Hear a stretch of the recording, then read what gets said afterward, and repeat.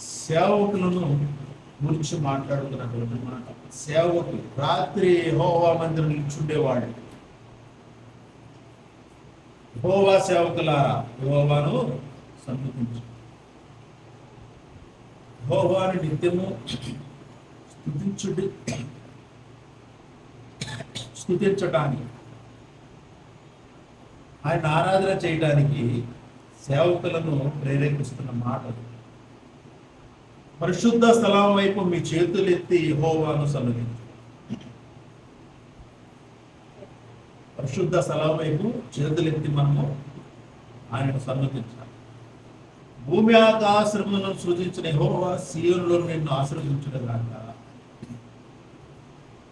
భూమి ఆకాశం సృజించిన యెహోవా సీయోనులో నుండి ఆశీర్వదిస్తాడు. కాబట్టి ప్రభు సన్నిధి నుంచి మనం ఆశీర్వాదాలను పొందుకోవాలంటే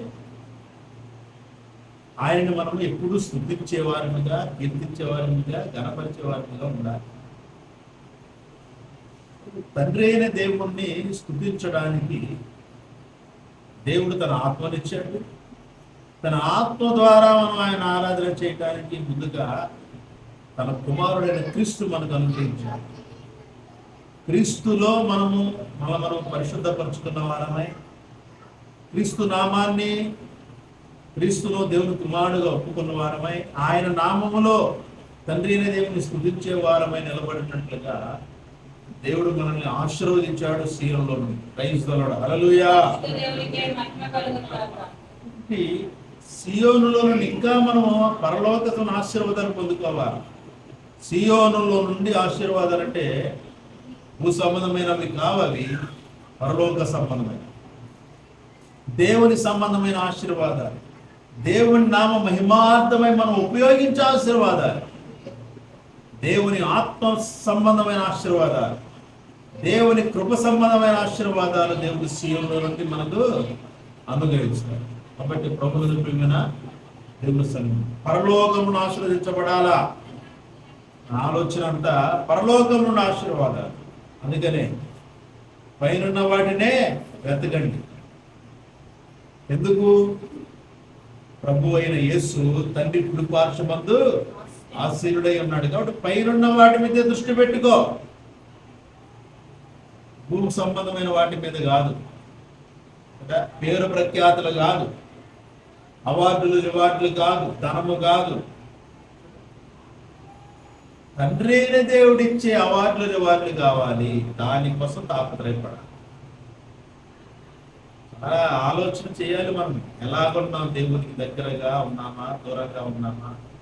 మనం ఏదో ఒక పాట పాడితేనో, ఆరాధన చేస్తేనో, ఊగిపోతేనో, చప్పట్లు కొడితేనో, ఏదో వాక్యం చెప్తేనో, వాక్యం వింటేనో దేవునికి దగ్గరగా ఉన్నట్లు అనుకుంటే ఎలా? దేవునికి దగ్గరగా ఉన్నామా, దూరం ఉన్నామా మన హృదయానికి తెలుసు. ప్రైజ్ ది లార్డ్, హల్లెలూయా. దేవుణ్ణి ఎలా ఆరాధన చేస్తున్నాం మన హృదయానికి తెలుసు. అయినా మనము నా అంత ఆరాధకుడు లేడు అన్న ఆలోచనలో మనం ఉంటాం. నా అంత పాటగాడు లేడు, నా అంత మర్మాలు చెప్పగలిగిన వాడు లేడు, నా అంత వాక్యాన్ని విడమరించగలిగిన వాడు లేడు. అసలు నేనున్నంత దేవుని సన్నిధి నేనున్నంతగా ఎవరు ఉండరు. నేను ఒక ప్రార్థన, స్తుతి, ఆరాధన ఎంత బాగా చేస్తానో మనం హెచ్చించుకుంటే జాగ్రత్త. ఆత్మలో తగ్గిపోవట్లే. మనం చేసే భౌతికంగా మనం చేసే దాన్ని బట్టి మనం హెచ్చించుకుంటా ఉంటే ఆత్మలో బలమేది? ఆత్మీయ బలమేది? ఆత్మ నుండి రావాల్సిన ప్రేమ, సంతోషం, సమాధానం, జరిగినంత దయాళత్వం, మంచితనం, విశ్వాసం, సాత్వికం, ఆశా నిగ్రహం యాడికి పోయింది? నిజంగా దేవుడు అంతగా ఆరాధన చేస్తే ప్రేమ, సంతోషమేది? ప్రేమేది? కుటుంబంలో సంతోషమేది? ప్రేమేది? కుటుంబంలో సంతోషము, సమాధానం ఏది? ప్రేమేది? కుటుంబంలో సంతోషము, సమాధానం, దీర్ఘశాంతం ఏది? మరి ఎన్ని ఆలోచించుకోమో మనం ఆలోచించుకోం. ఏదో అనుకుంటాం, అంటే భ్రమ అంటారు. దాన్ని ఆలోచింప చేయకుండా చేసేదే భ్రమ. ఆలోచించుకునేవద్దు. మనం ఏం చేస్తున్నామో, ఎలా చేస్తున్నామో, ఎవరికి ఆరాధన చేస్తున్నామో ఎవరిని ఆరాధన చేయడానికి మనము నిలబడ్డాము, ఆరాధన అంటే ఏంటో మనం అర్థం చేసుకోలేము. చాలా జాగ్రత్తగా ఉండాలి. అంత్య దినాల్లో ఉన్నాం, అపాయకర రోజుల్లో ఉన్నాం. కాబట్టి తండ్రి అయిన దేవుణ్ణి యేసుక్రీస్తు నామములో పరిశుద్ధాత్మ సహాయముతో ఆరాధన చేయాలి. తండ్రి అయిన దేవుణ్ణి యేసుక్రీస్తు నామములో పరిశుద్ధాత్మ సహాయముతో ఆరాధన చేయాలి. ఇది దేవుడు తన కుమారుడైన క్రీస్తు ద్వారా మనకు, అంటే క్రైస్తవులకు అనుగ్రహించింది. క్రైస్తవులకు అనుగ్రహించిన దానిని మనము జాగ్రత్తగా చూసుకుంటూ వెళ్ళాలి. మన ఇష్టానుసారంగా, మన ఆలోచనలు బట్టో, లేదంటే ఎవరో ఇచ్చిన ఆలోచనలు బట్టో వాక్యాన్ని మనం ఎలాగో అర్థం చేసుకుని మనం గొప్ప మర్మాలను తెలుసుకున్న వారిలాగా మనం ఆరాధన చేయకూడదు దేవుణ్ణి. దేవుడు మనకు బైబిల్ ప్రకారంగా ఏమి ఇచ్చాడో మనము దాన్ని బట్టే మనం ఆ తండ్రి అయిన దేవుడిని ఆరాధన చేయాలి. చాలా జాగ్రత్తగా ఆరాధన చేయాలి. చంచలమైన మనసుతో మనం ఆరాధన చేయకూడదు. స్థిరమైన మనసు కలిగిన వారమై ఆరాధన చేయాలి. ఆ స్థిరమైనటువంటి మనసు దేవుని వాక్యాన్ని బట్టి, దేవుని ఆత్మను బట్టే మనకు వస్తుంది. దేవుని వాక్యం లేకుండా, దేవుని ఆత్మ లేకుండా స్థిరమైన మనసు మనలో రాదు. మన వాక్యాన్ని పట్టుకున్నామనంటే ఆ వాక్యాన్ని బట్టి మనము భౌతిక పరిశీలన చేసుకొని దేవుని ఆత్మ నడిపింపును బట్టి మనం అడుగులు వేయాలి. చాలా జాగ్రత్తగా ఉండాలి దేవుని సన్నిధిలో. మనం 10 మందికి ఒక మాటలు చెబుతున్నామంటే ఆ మాటలు అలాగున్నవా లేవో అని మనం కూడా పరిశీలన చేసుకోవాలి.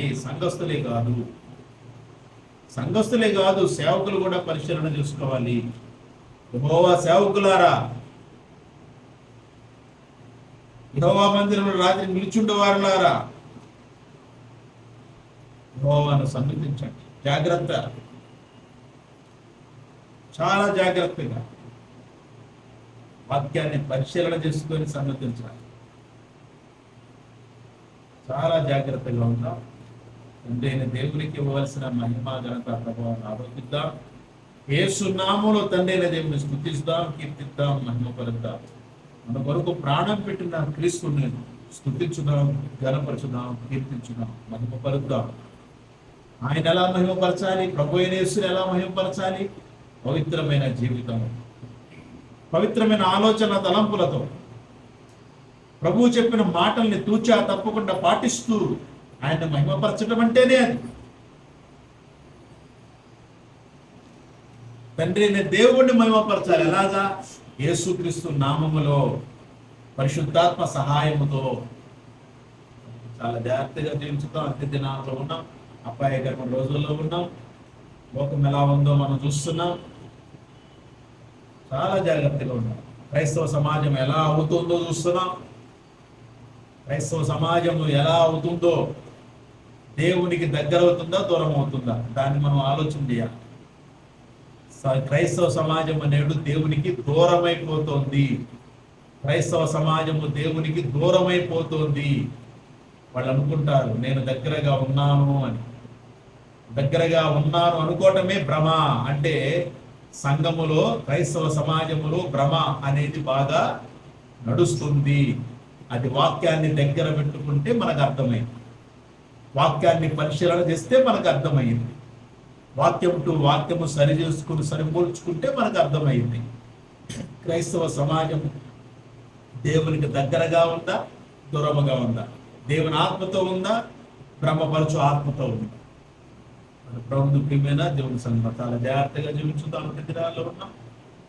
యెహోవా సేవకులందరూ కూడా ఆయన ఎప్పుడు సన్నతిస్తూ ఉండాలి, ఆయన కీర్తిస్తూ ఉండాలి, ఆయన స్తుతిస్తూ ఉండాలి. చాలా జాగ్రత్తగా జీవించుతాం. క్రైస్తవ సమాజమా దేవుని యొక్క ఆత్మతో, వాక్కులతో అభిషేకించబడ్డ వారమై తండ్రి అయిన దేవుని యేసుక్రీస్తునామములో స్తుతిస్తూ, కీర్తిస్తూ, కనపరుస్తూ మనం ముందుకు సాగుతాం. దేవుడి మాటలు ఆశీర్వదించి తన కృపతో, తన ఆత్మతో అభిషేకించి దేవుడు తన నామమునకు మహిమ తెచ్చుకొనును గాక. Praise the Lord. హల్లెలూయా. నీతి స్వరూపుడైన యెహోవా ఘనమైన నామానికి మహిమ కలుగును గాక.